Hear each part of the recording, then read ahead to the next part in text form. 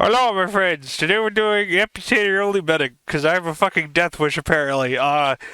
So I don't know why I decided to do this because I wrote this down like 2 weeks ago and then just never recorded videos. But yeah, just Amputator only. I guess we'll see how much healing we can do, and maybe if we could build an Uber without dying. That I suppose that is the plan. So yeah, I guess I don't really have a goal for this because I don't know how I don't know how much heal. I don't play medic like, so I don't know about like how much healing I should fucking expect. I guess we'll try to get 10,000. I guess one thing I'll look at is how much healing do you need to get like a full Uber. That would be interesting. So yeah, anyways, I guess let's get into it. Her. Okay, this is my like community service, so we'll see. Because I have to play fucking medic, so we'll see how this goes. That guy's full health. Fuck! Well, I'm dead. I don't know this map. I didn't know there was a doorway there. But my other question is, why was he building a dispenser in a doorway that we did not, like, have control over?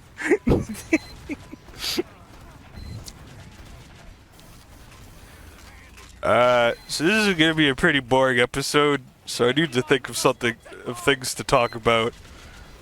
Trying to remember what the fuck I talked about in the, what was it, like the crossbow only one? I cannot for the love of me remember. Fucking hell. Let's try this. Alright. I'm trying not to like, oh god. I'm trying not to fucking, like, stand in a place where, I could be headshot or something. Okay, I feel like these guys are gonna die soon, so... Where the fuck is... Like, half my team's here. Where's the other half? Oh, I should be standing in this fucking doorway. That's a spy. The engineer is a spy! Oh, well, I was gonna say this for a video, but I think I'll talk about my, like... I had an idea for like projectile like game theory, which sounds retarded because I haven't explained it yet. But you know how spies have like 10-hour videos about how to trick stab? And well, it sounds stupid. What it really is like it's like kind of explaining the intuition very experienced spies have in a sort of way that anyone can understand. Like that's kind of the whole point of like trick stab theory, and then in theory, in theory, if you like emulate those like techniques, you could sort of get to the same level as experience. Well, that was okay. How much healing did we do? We did 700 healing. We got 9%. Well, rip.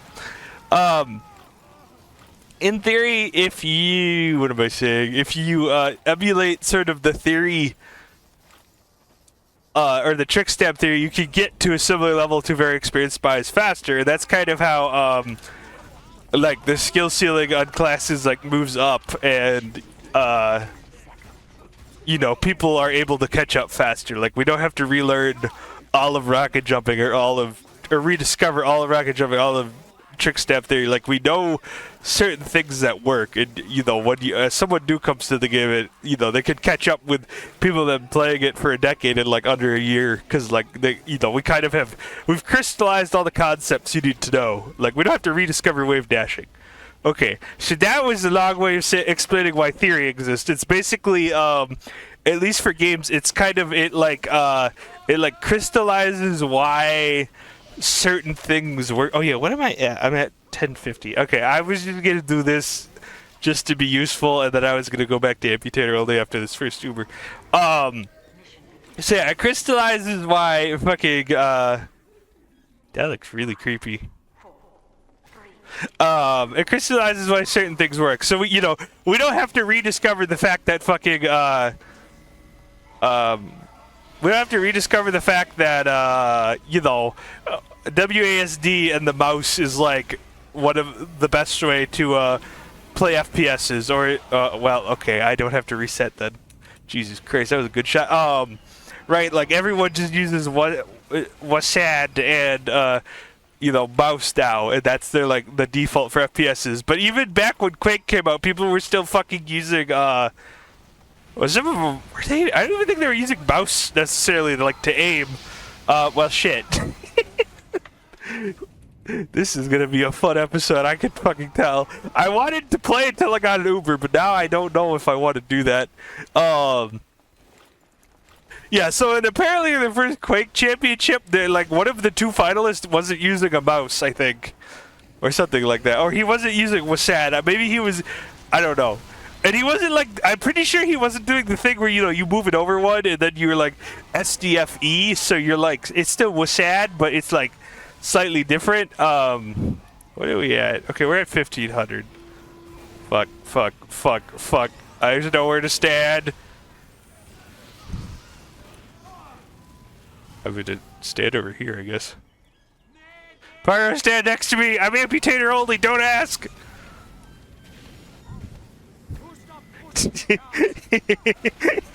Don't ask! I'm being an idiot, don't ask! So yeah, so that's kind of why theory exists, and for some reason spies have crystallized their trick stab theory more than any other class in the game. So you get 6 hours tutorials, and I think it's because spy is the most psychological class where at least with stabbing people, it's not good enough just to be better than them. You have to it's sort of like chess where you have to your opponent will move in a certain way to not get stabbed, and you have to understand sort of what the counter to that is, and then that's sort of how theory trick stab theory is developed, where this person always backpedals. There is a way to more or less usually get there's a pyro over here, there's a guy over there, so I'm gonna fall back. There is more or less a way to always guarantee that I could backstab someone who is backpedaling away from me, assuming I could close the distance to at least their front. So that's sort of how trick stab theory, or that's how sort of just game theory, that I'm misusing that word, video game theory, we'll call it that. Kind of game theory works in video games is we figure out a solution to sort of a common, play our opponent uses against us, and then the person that figured out that play, kind of did it off of intuition because they were good at the game, but now, we don't have to rediscover the counterplay. We can kind of just explain it. So yeah, that was, okay, so now I've explained what the fuck theory or game theory is. That guy could, well, he can't one-shot me, but he could two-shot me. So I don't want to be here. I'm trying to position in a way I can help my team, but they keep fucking dying, so it's I don't want to get too close. Okay. Yeah, because this heavy could turn and fucking insta-kill me. I mean, he didn't, but he could have. So yeah, so now I want to talk. So I thought about something earlier today with soldier. Oh god, yeah, that's gotta always face the wall, idiot. What are we at? I think I was at 26%, and that was 1500 healing. Okay.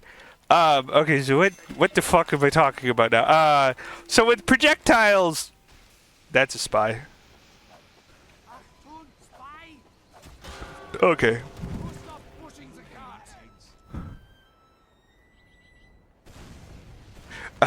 He's just looking at me what's wrong with you? Do. I don't even know I have this thing. So what did it say? Oh yeah, so with projectiles, there's there's travel time, and that's the downside of projectiles is you have to predict where your opponent's gonna go. With hit scan, you just you aim at them and click. So yeah, and obviously different projectiles have different travel time. So my kind of metagame theory with projectiles is there is a certain distance at which if you shoot a projectile at someone, the enemy player cannot react, right? They can only predict, because humans are not robots, so we can only react so fast. Oh, well, I'm dead. Fuck, I thought we had control of this. I don't want to play super conservatively because it's super boring, but I also want to get an Uber. What is this guy doing? Okay, he's not even... What just happened? I thought he was hogging the teleporter, but he didn't even go on the teleporter. So yeah, so there's a certain distance at which it's, physically impossible to react to the projectile. You have to predict, right? And I'm calling this like the zone of reaction. And it's different for every projectile. So the faster the projectile, the faster or the further you can shoot it before your opponent can physically react. Because it travels faster. It travels faster. And with the case with arcing projectiles, it also travels further if it's a faster projectile.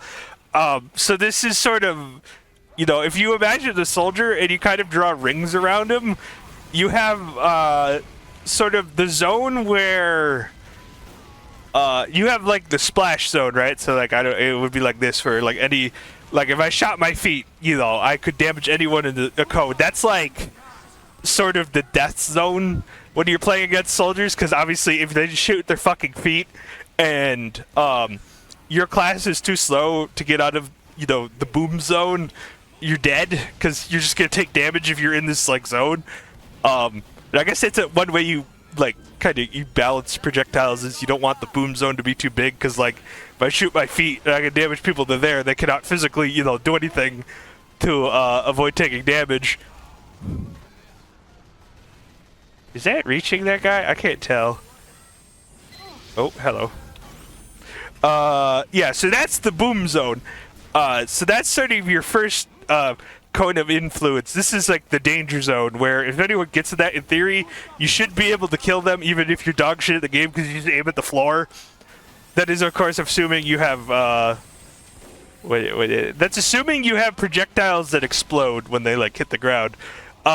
So then the next the next sort of sphere of influence is the like reaction zone I was talking about, where it's the distance from you to an enemy where it is physically impossible for them to react before the projectile reaches them. So in this area, they projectiles kind of act like a hit scan, where your opponent, the only dodging they can do has to be predictive. They cannot, react off of your gameplay. They have to, like, predict what you're going to do.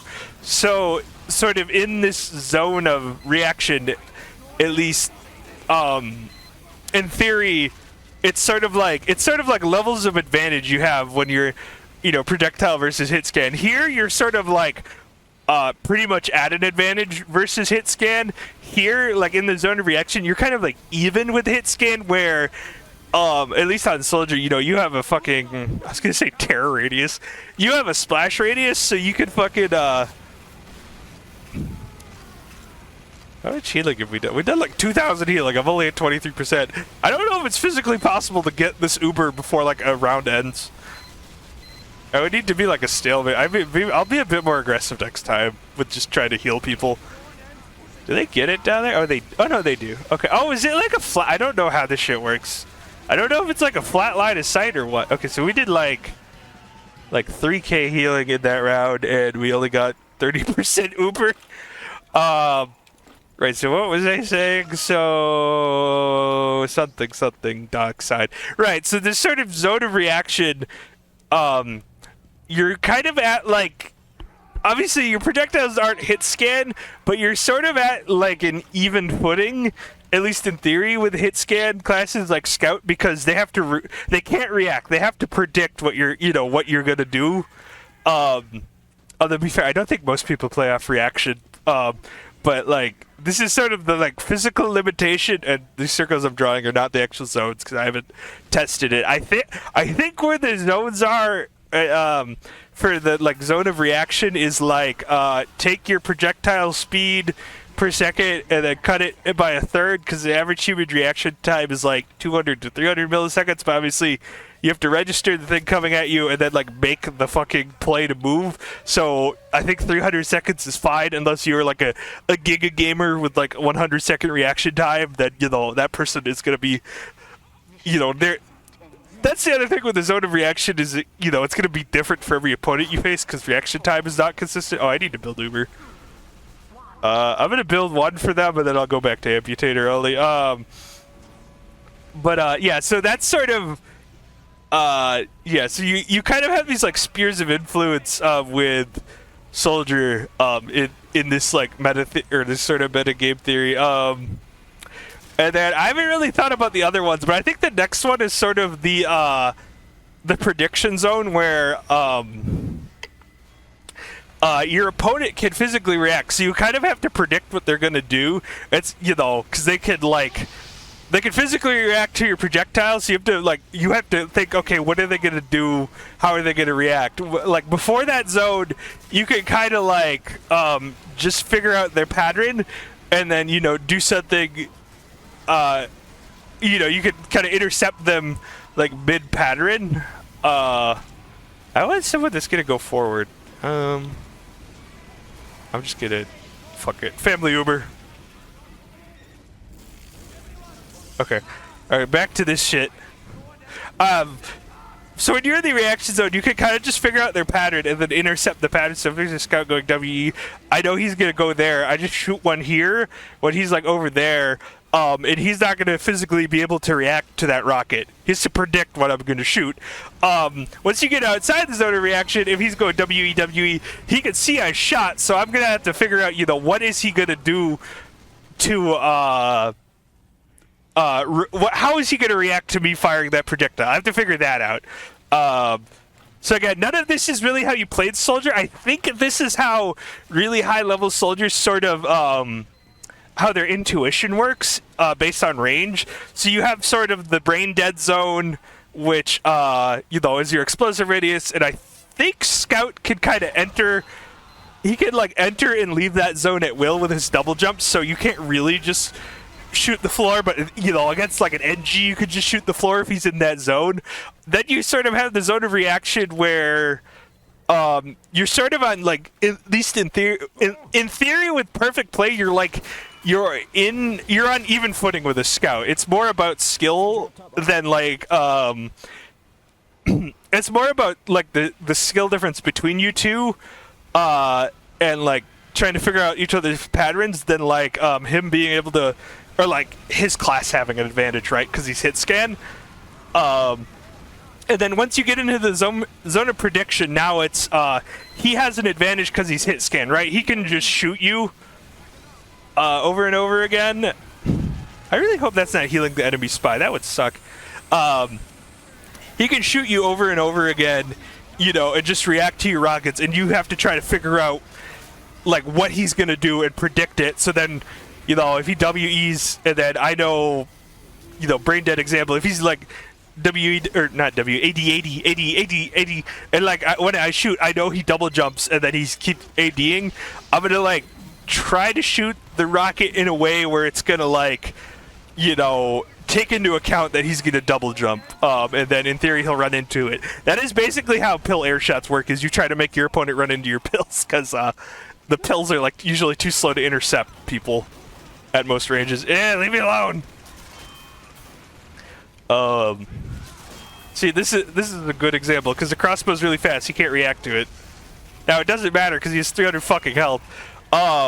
Right. So then zone of prediction. You have to figure out the patterns, and basically, the further away you get in the zone of prediction, the weaker your projectiles are, right? Because if I'm on the other side of the map, he could just click, and his his fucking scattergun, it doesn't do much damage, but if he's a sniper, it has the same travel time as if he was right next to me. So he's got this flat advantage. And my rocket's gonna take 6 seconds to get there, so we can just go you get fucking idiot. So you sort of have in the zone of prediction, you have an effective range where you can kind of expect to hit most rockets depending on how good you are. And obviously the further you go out, the less likely you are to hit that rocket. But of course, this all kind of depends on the skill of the scout and the soldier and the dodging and how good you are at interpreting each other's patterns. A million other factors. So so you sort of have this 3-layer onion. Oh, guys, there's a teleporter behind us.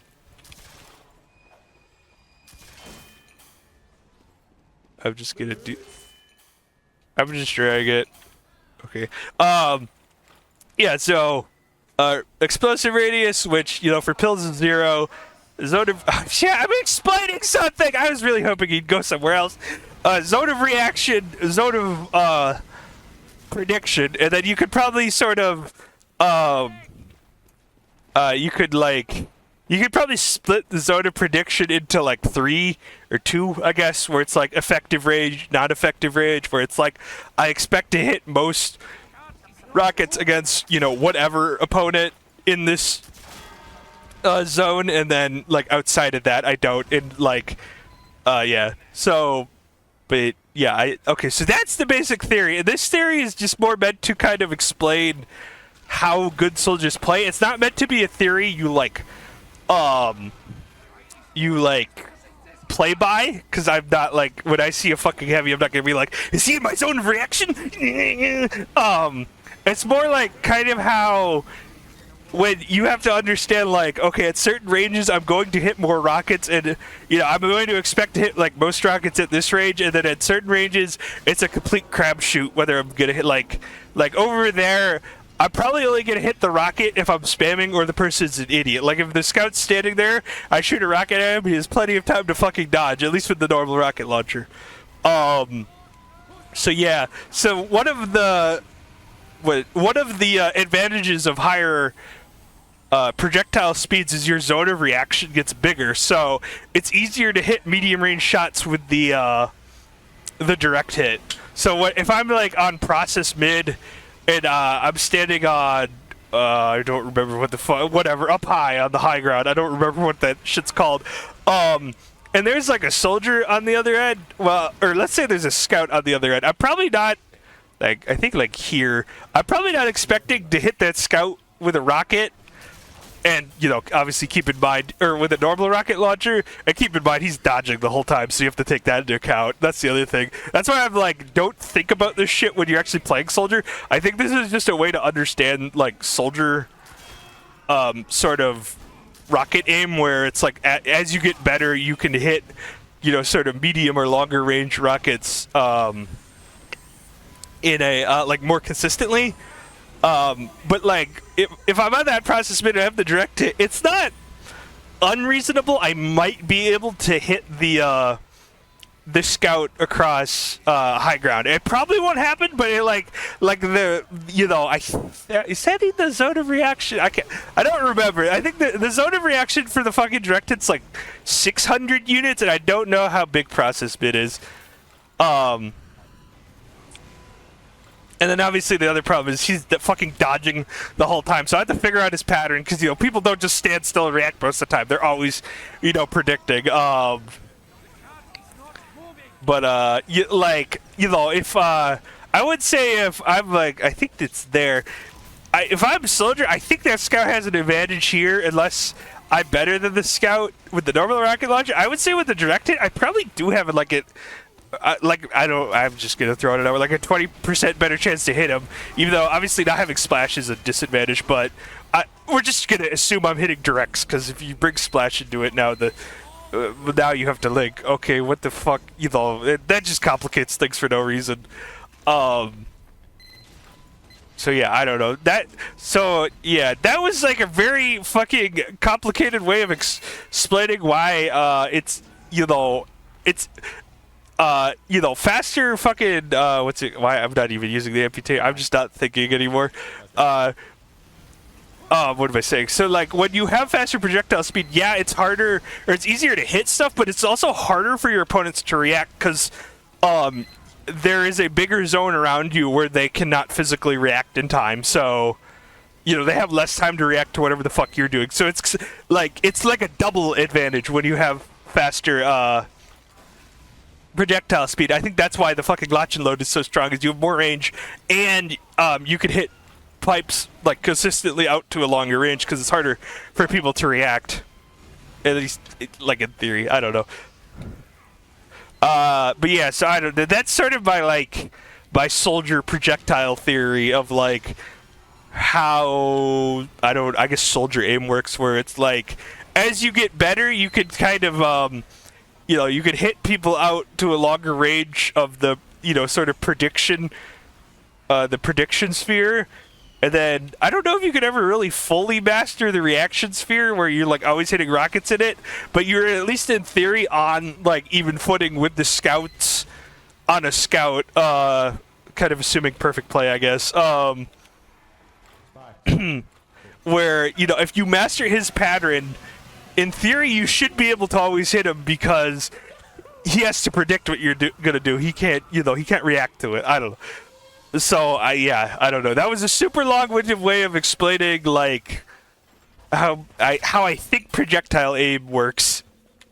As you get better, it's like you're always pretty good at the splash, in like the splash zone, and then as you get better, you should be more or less able to, you know, always hit rockets in your reaction zone, because, you know, it's like when you're in the reaction zone, the aim is more. Hold on, let me do this. I was gonna record more fucking videos anyway, so whatever.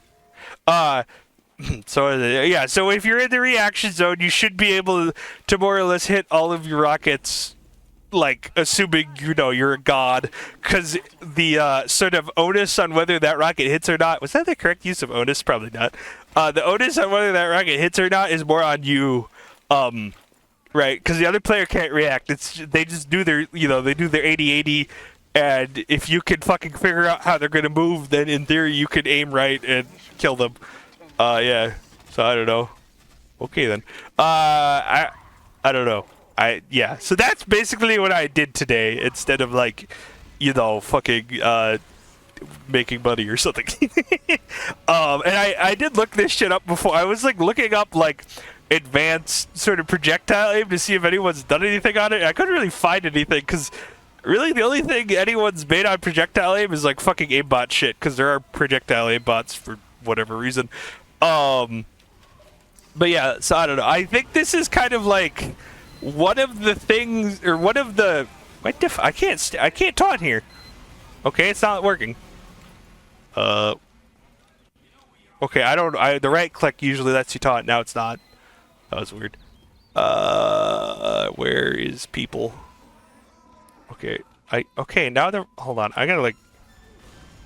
Hold on, shit's broken. My right click work? Yes. There we go. Okay.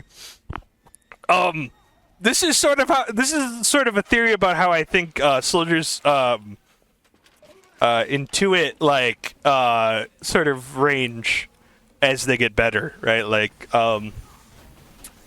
because at really close range, I would argue soldier has the advantage on scout.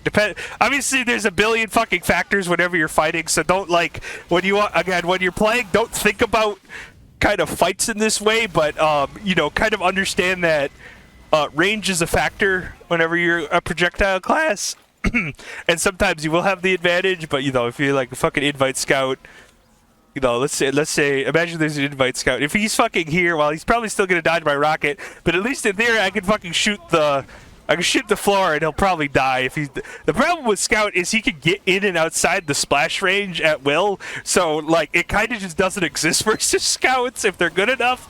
But that's, you know, I don't know, that's class balance. That's why people thought soldier was the best class, and then they're like, wait a minute, scout is fucking ridiculous.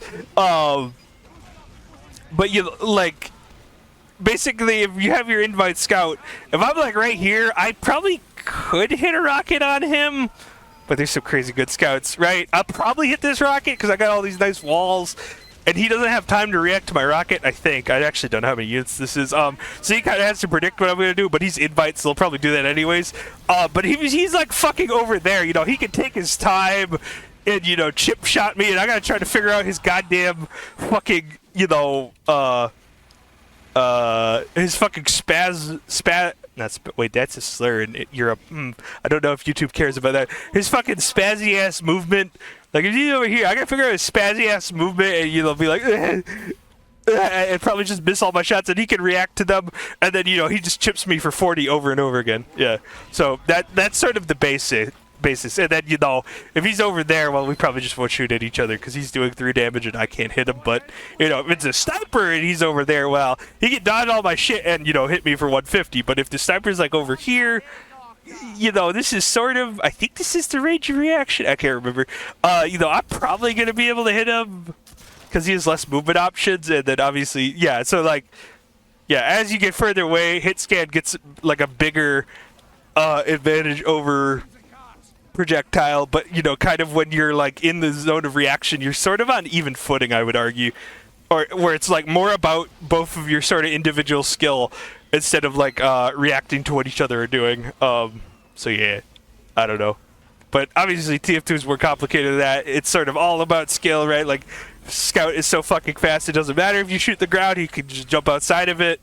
You know, so yeah, I don't know. This is just like one part of how I think projectile aim works, and I haven't like seen sort of any projectile theory like developed. Obviously rocket jumping has been developed quite far, but I don't think like hitting rockets has, and people have gotten better at hitting rockets. We used to, like, I watched some shit from like Wonderwall back in like 2008, and that motherfucker was good, but like compared to Pump Soldiers now, he's kind of just average. He was a fucking invite soldier back then. So you know, people get better at shit, and you know, we used to just shoot the ground. Now people you know, will hit air shots and you know, like directs all the time. I think, you know, at some point we're gonna get to 20XX where it's like, if your soldier isn't hitting air shots, you gotta cut him because he's not good enough. And then, you know, you could just have two fucking soldiers in the combo and they'll just air shot any roamers, I guess. Yeah. Anyways, I don't know. That was just sort of like meta game theory I came up with today because I was bored. I didn't look how much healing we did, but it's been 30 minutes, so I need to like move on. We didn't get an Uber, so that sucks. I guess try this if you want to be like do a lot of healing, but you won't get Uber. So the Amputator isn't a bad weapon, but I wouldn't just heal with it because it's kind of dumb. Like you should just like if you just want to focus on healing people, just use the quick fix because then you build Uber faster, and you know you probably do about the same amount of healing as the Amputator. Alright, anyways, thanks for watching, have a good day, and if there's any specific loadouts you want me to try, let me know in the comments. Bye.